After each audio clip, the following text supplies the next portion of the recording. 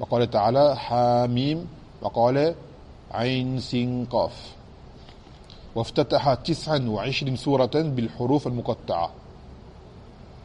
Donc là c'est que Allah subhanahu wa ta'ala a ouvert, a débuté 29 de ce soir avec les lettres, comme tu le sais, alif lam mim, alif lam ra, وغير ذلك من الحروف.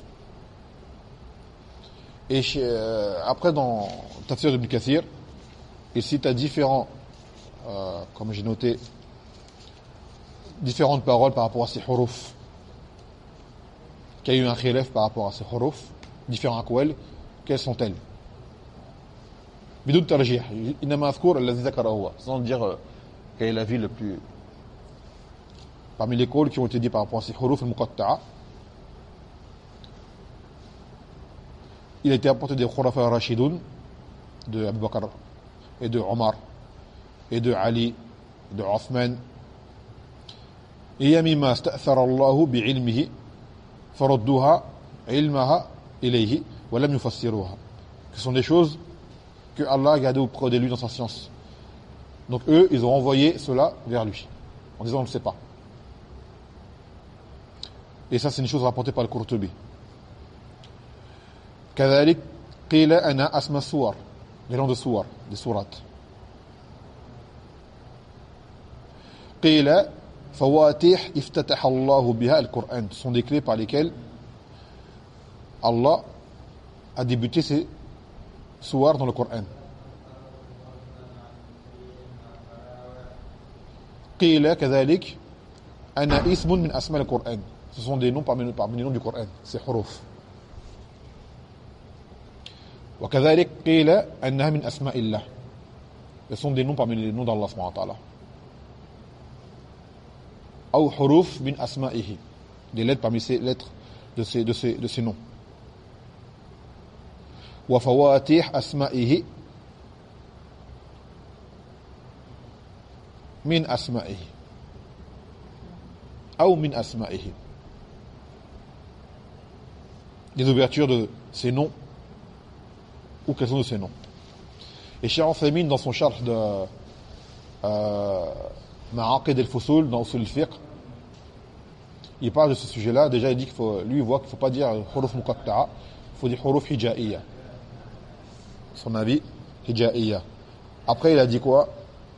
Il a dit ce sont des choses, ce sont des huruf, des lettres seules, donc des lettres seules n'ont pas de sens en soi. Tu aurais vu les Arabes, tu leur aurais dit, ça veut dire quoi alif, ils t'auraient dit ça n'a pas de sens, c'est un harf. Tu te rappelles, on avait pris dans Al-Mumtir au début, les huruf sont de deux sortes.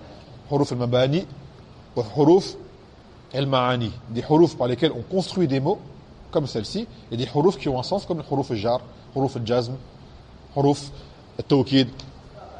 D'accord? Donc là, ce sont des huruf al-mabani.